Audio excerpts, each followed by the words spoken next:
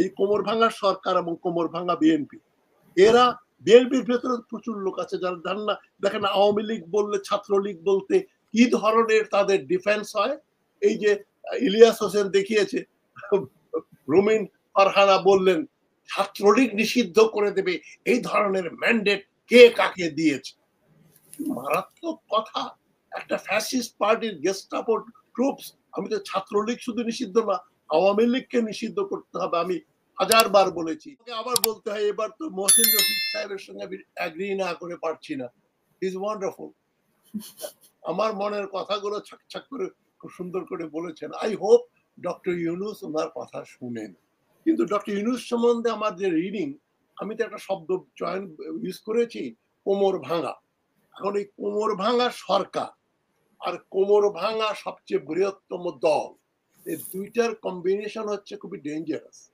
বিএনপিও কোমর ভাঙা, তবে বিএনপির ভেতরে প্রচুর প্রচুর ভারত আওয়ামী পন্থীরা ঢুকে বসে এন্ট্রেন্সড হয়ে মেশিন গান নিয়ে বসে আছে।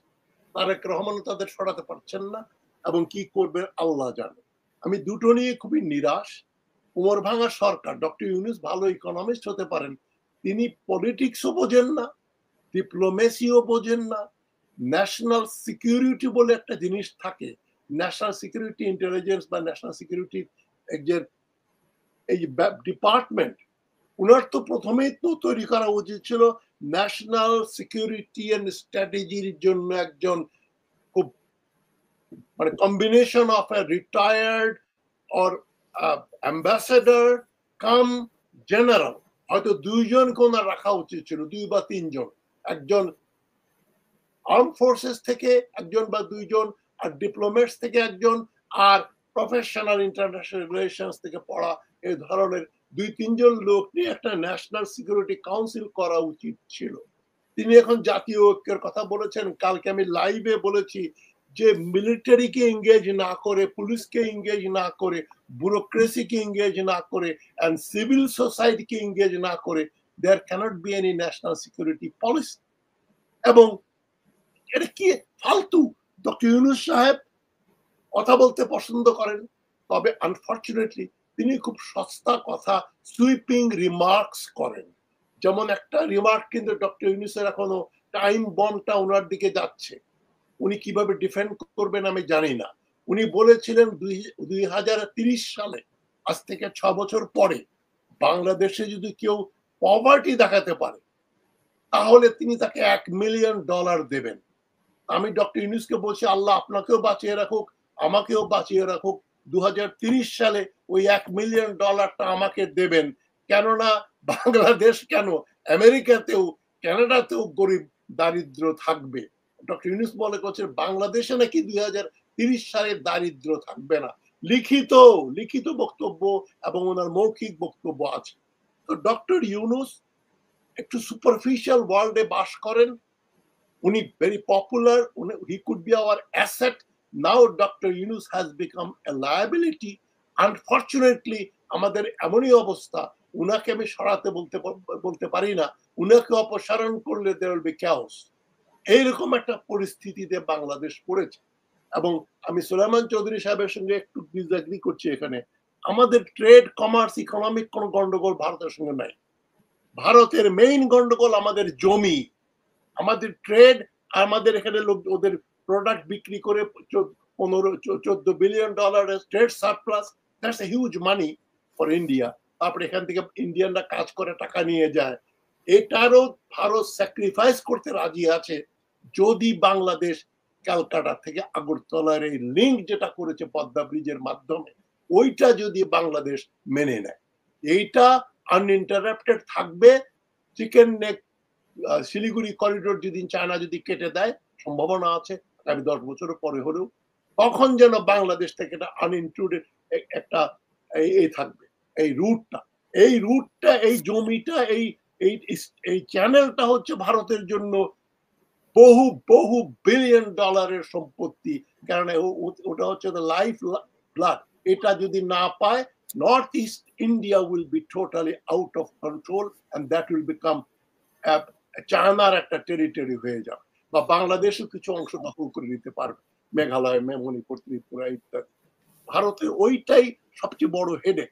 বাংলাদেশে ব্যবসা করা, বাংলাদেশের রুগী পাঠানো, আর এই ওদের পণ্য বিক্রি করা, ডাল ভাত, ওটা কোনো কিছুই না।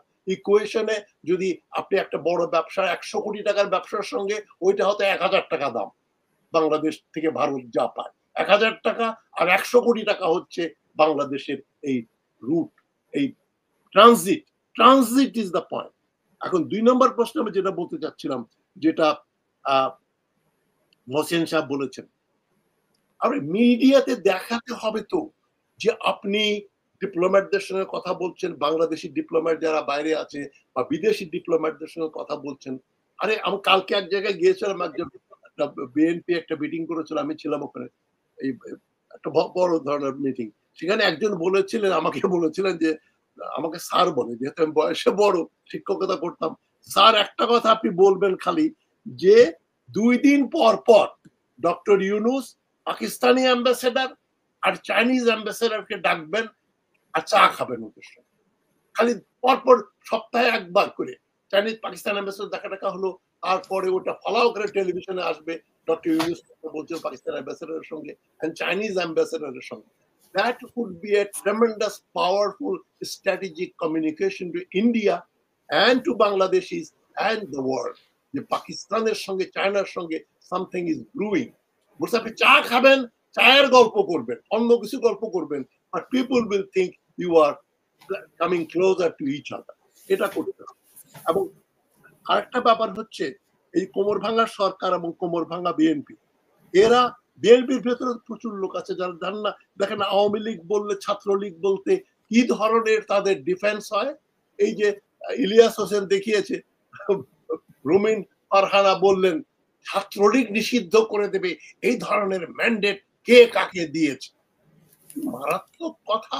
একটা ফ্যাসিস্ট পার্টির গেস্টাপো ট্রুপস, আমি তো ছাত্রলীগ শুধু নিষিদ্ধ না, আওয়ামী লীগকে নিষিদ্ধ করতে হবে। আমি হাজারবার বলেছি, হিটলারের সঙ্গে সঙ্গে নাৎসি পার্টিকে তারা ব্যান করেছে, মুসোলিনির পরাজয় ফ্যাসিস্ট পার্টিকে বন্ধ করে দিয়েছে, সাদ্দাম হোসেনের পরাজয় বাথ পার্টি বন্ধ হয়ে গেছে। আর বাংলাদেশ এমন একটা ভূমি যেখানে আওয়ামী লীগ এখনো টিকে আছে, তারা হিন্দু বৌদ্ধ খ্রিস্টান ঐক্য সমিতিকেও ব্যান করছে না। এরা মিলে ইসকন নিয়ে এত কিছু হচ্ছে, একবার বলে উনি ইসকনের নেতা, আবার বলে না। আরে এইগুলোকে ডান্ডা বেরি পড়িয়ে বিচার করে জেলে পচালে ২০, ২৫, ৩০ বছরের জন্য জেলে যদি দিতে পারতো, তাহলে বুঝতাম বাপের বেটা। কোমর ভাঙা, এরা ভারতকে ভয় পায়, এরা স্ট্র্যাটেজি জানে না। এরা মিলিটারির সঙ্গে নিয়ে একটা পাবলিক ফোরামে বারবার আপনাকে দেখাতে হবে ১৫ জন জেনারেল, ইউনূস সাহেব কথা বলছেন, ম্যাপ দেখাচ্ছে, কথা হচ্ছে, তাহলে হতো কি, ভারতও বুঝতো যে সামথিং ইজ ডুইং। আপনি ট্রুপস মোবিলাইজ করেন, আরো গ্যারিসন, ফেনীতে একজন বলেছেন গ্যারিসন দরকার, তাহলে ফেনী থেকে কেটে দিলে Chittagong will be separated from Bangladesh. এই ব্যাপারে চিন্তা করেন। উনি ইকোনমি ছাড়া কিছু বোঝেন না। হোয়াইট পেপার বের করেছেন, খুব ভালো কথা, বছরে $16 বিলিয়ন হাসিনা চুরি করেছে, খুবই ভালো, এর আমাদের জানা দরকার। এর চেয়েও বেশি জানা দরকার আপনার কতগুলো আর্টিলারি পিস আছে, কত ট্যাঙ্ক আপনি নতুন এনেছেন, নতুন এয়ারক্রাফট কি সংযোজন হবে করছেন, এই এবং কোথায় কোন ট্রুপ মোবিলাইজ হবে। সবচেয়ে বড় কথা, যে জেনারেল গুলো হাসিনাকে সার্ভ করেছে, বিজিবির এখনকার চিফ, 46 ব্রিগেডের চিফ, ওই যে লেফটেন্যান্ট কর্নেল রেদওয়ান, যে নিজে নীল ডাউন করে AK-47 দিয়ে মানুষ হত্যা করেছে। ওয়াকারুজ্জামান যেখানে মিথ্যা কথা বললেন যে এক আর্মির হাতে একটা লোক মারা যায় নাই, ৫ জন নাকি আহত হয়েছে, এই মিথ্যাচার করার জন্য তাকে শোকজ করে চাকরিচ্যুত করা উচিত ছিল। এখনো সময় ছিল, যেটা মহসিন রশিদ বলছেন, উনি চিফ অ্যাডভাইজার, উনি তো কিছুই না। উনি যদি প্রেসিডেন্ট হয়ে যেতেন, বাংলাদেশের উনি president by virtue of his authority, his support for the revolution. উনি তো রেভলিউশনও বোঝেন না। উনি নিজেকে ঠিক ওই যে একজন কেয়ারটেকার সরকার যারা আমাদের এখানে ছিল, ওই একজন কেয়ারটেকার হিসেবে নিজে মনে করে, বিনয় যে ভদ্রলোক, না লোকে কি বলবে, এইভাবে কথা বললে যদি কিছু হয়, মানে উনি ভালো মানুষ শাস্তি, এবং যেখান থেকে যা বস্তা পচা লোকজনদেরকে অ্যাডভাইজার বানাতে চায়, এই যে একজনকে বানিয়েছে শিল্পকলার সিনেমা অ্যাক্টর বা প্রডিউসার, ডাইরেক্টর, মানে যাদের কোনো লোকাল স্ট্যান্ডই নেই, যাদের কোনো ভালো ক্রেডেনশিয়ালস নাই, তাদেরকে এনে উনি বসিয়েছেন। শান্তি প্রিয় কিছু ইকোনমিস্টদের বসিয়েছেন। উনি বলেন ইলিশ মাছ যাবে না, আর উনার উপদেষ্টা বলছেন না ইলিশ মাছ রপ্তানি করলে আমাদের কোনো ক্ষতি নেই, আমরা এত প্রোডাক্ট প্রডিউস করেছি, মাত্র এই কয়েক হাজার টন দেব, তাতে আমাদের কি যায় আসে? ওই যে ইকোনমিস্টের প্রফিট, এত ডিমান্ড সাপ্লাই, আমাদের এত আছে, আমরা দেব। আরে এটা যে স্ট্র্যাটেজিক কমিউনিকেশন, ভারতকে আমাদের ইলিশ মাছ পচে যাবে ফেলে দেব, তাও যদি ভারতকে না দেই, তাহলে আপনার যে কোমরটা ভাঙা না, আপনার যে ব্যাকবোন আছে সেটা প্রমাণিত। আমি তো প্রথমে খুব এক্সেলারেটেড হয়েছিলাম ডক্টর ইউনূস যখন বলেছিলেন, if somebody tries two destabilise Bangladesh, that would lead to the destabilization of South Asia and beyond. তিনি একটা ইন্ডিয়ান পত্রিকাতে এই ক্ষমতা নেওয়ার আগে বলেছিলেন, আমি বলেছিলাম বাপের বেটা একখান বাঘের বাচ্চা মোদির গালে থাপ্পড় মেরেছে। এখন যা ঘটছে তাতে দেখি উনি একেবারে ডিজার্ম হয়ে বসে আছেন যে না আমরা দেখি আলাপ সালাপ করি। আলাপ সালাপ করলে হবে না, আপনি প্রথমে এই লোকগুলোকে জেলে ভরেন, শাস্তি নিশ্চিত করেন আইনের শাসনের মাধ্যমে। ভারতকে খুশি রাখার আমাদের কোনোই দরকার নাই। আপনি আমি অনুরোধ করব, বসন্ত চ্যাটার্জি নামে একজন জার্নালিস্ট ছিলেন, বসন্ত চ্যাটার্জি নাম করা, উনি একটা বই লিখেছিলেন 1973 তে, ইনসাইড বাংলাদেশ টুডে। উনি বাংলাদেশ ঘুরে, হ্যাঁ ওখানে ঘুরে টুরে উনি বাংলাদেশের কথা বলেছিলেন যে আগে তো পাকিস্তান আমলে পাকিস্তান সরকার ছিল ভারত বিরোধী আর জনগণ ছিল ভারতপন্থী, আর এখন উনি 72 সালে এসেছিলেন, টাঙ্গাইলে গেছেন, মৌলানা ভাসানীর সঙ্গে দেখা করেছেন, বলছে এখন সরকার তো মোটামুটি ভারত বন্ধু, জনগণ ভারতকে প্রচন্ড রকম ঘৃণা করে। 72 সালেই শুরু হয়েছে। ওইটা ডক্টর ইউনূসের বোঝা উচিত যে ইন্ডিয়ার যে হিগেমনি, ইন্ডিয়া যে এখানে ট্রানজিট নেওয়ার জন্য পদ্মা ব্রিজ বানিয়ে এনশিওর করেছে, ওইটাকে আপনার এনশিওর করতে হবে যে ইন্ডিয়ান কোনো গুডস কোনো ট্রানজিট আমরা দেব না, তারা টন প্রতি $1 কোটি করে দিলেও আমরা দেব না, ইন্ডিয়াকে আমরা ট্রানজিট দেব না। আর ইন্ডিয়া আমাদের এই আক্রমণ করেছে মিশন, ওই এক্সকিউজে বলতে পারতো আমরা আগামী 5 বছর ইন্ডিয়ার সঙ্গে ডিপ্লোম্যাটিক রিলেশনশিপ আমরা ফ্রিজ করে দিই। এইটা বলার জন্য যে গার্ডস লাগে, কোমরটা লাগে, সেই কোমরটা ডক্টর ইউনূসের না। আর উনি ডিপ্লোমেসিও বোঝেন না, পলিটিক্স বোঝেন। উনি বলেন আমি যদি পলিটিক্যাল সরকার হতাম, আরে আপনি পলিটিক্যাল না। পলিটিক্স মানে কি? Human relations in power perspective. আপনি একটা দেশের অন্তর্বর্তীকালীন হলেও আপনি তার চিফ এক্সিকিউটিভ, সেইখানে উনি বলছেন আমি কোন পলিটিক্যাল সরকার না। এটা একটা ওনার বিফিটিং না এই ধরনের কথা বলা। আমি এটা বলেই শেষ করছি যে ডিপ্লোমেসি যে করবেন, করার আগে দেখাতে হবে মানে হোয়াট ইউ আর ডুইং। ওই আমি teaching course work, teaching training যখন নিলাম প্রথম শিক্ষকতা পরে কোর্স করলাম, তখন বলা হতো যে good teacher is one who tells what is the problem, যে আমি আজকে এই প্রবলেম নিয়ে কথা বলবো, তারপরে আপনি প্রবলেম নিয়ে কথা বলেন, বক্তৃতা শেষ করার আগে বলবেন আবার ছাত্রদের আজকে কিন্তু আমি এই প্রবলেম নিয়ে এই কথা বলেছি এবিসিডি, তখন এটা ছাত্রের মনে রেজিস্টার করবে।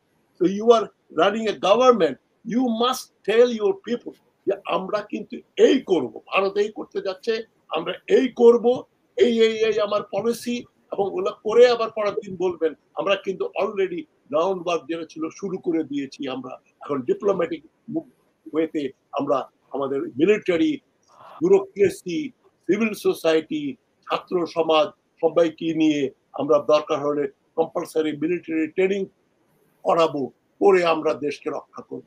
ওনার যে কি স্ট্র্যাটেজি, কালকে উনি কি করবেন, 3 মাস পরে কি করবেন কেউ জানে। এইভাবে তো দেশ চলে না। এটা আমাদের দুর্ভাগ্য যে ডক্টর ইউনূসকে না পারি আমরা ছাড়তে, না পারি ওনাকে রাখতে। এই প্রবলেমে বাংলাদেশ কতদিন সাস্টেইন করবে। আমি একটা শেষ কথা বলছি, যারা আমার এই অনুষ্ঠান দেখছেন, অধিকাংশ ছেলে পেলে ইয়াং লোকজন তারা স্ট্র্যাটেজি কি, যে ন্যাশনাল সিকিউরিটি কি জিনিস বোঝে না। ন্যাশনাল সিকিউরিটি যে ব্যাংক ডিফল্টার যখন টাকা শোধ না দিয়ে ব্যাংকের থেকে টাকা নিচ্ছে, that's a national security issue. বিচারক যখন ঘুষ খাচ্ছে, যেটা কালকে পত্রিকায় দেখলাম, সবচেয়ে বেশি ঘুষ লেনদেন হয় পাসপোর্ট অফিসে। আর সবচেয়ে বড় অঙ্কের টাকা ঘুষ নেন বিচারকেরা, মানে ম্যাজিস্ট্রেট থেকে শুরু করে সুপ্রিম কোর্টের জাজ। এটাই তো ন্যাশনাল সিকিউরিটির একটা বিরাট ব্যাপার, যে আপনার বিচার বিভাগ ঠিক নাই, পুলিশ বিভাগ ঠিক নাই, ঘুষ দিয়ে চলছে, ব্যাংকিং সেক্টর ঠিক নাই, যারা চুরি করেছে একটাকে আপনি ডান্ডা বেরি দিয়ে, আপনি সিম্বলিক ভ্যালু তো ছিল, সালমান রহমানের হাতে যদি হ্যান্ডকাপ দিয়ে ডান্ডা বেরিয়ে দিয়ে তাকে যেভাবে দেলোয়ার হোসেন সাইদিকে হাসিনা করেছিল, ওইভাবে জেল থেকে নামাতো, গাড়ি থেকে নামাতো, কোর্টে নিত, কোর্ট থেকে জেলে নিত, ওই মুখে হাসি থাকতো না, ওয়েভিং করে অন্যগুলার মনে ভয় ঢুক। এই ভয়টা যদি না করে সরকারকে, তাহলে তো আপনাকে ইসকন পাত্তা দেবেই না। আপনার ওকে মেরে ফেললো, সাইফুল ইসলামকে মেরে ফেললো, আরো 50টা সাইফুল ইসলামকে তারা মারবে। ভারত তো বসে নেই, ভারত ওই ইনফিল্ট্রেটেড দিয়ে কাজ করবে, আর প্রতিটা দলের ভিতরে ইনফিল্ট্রেটররা বসে বসে বসে আছে, আর ডক্টর ইউনূস কিছু করতে পারছে। এটাই আমাদের জন্য। অনেক ধন্যবাদ।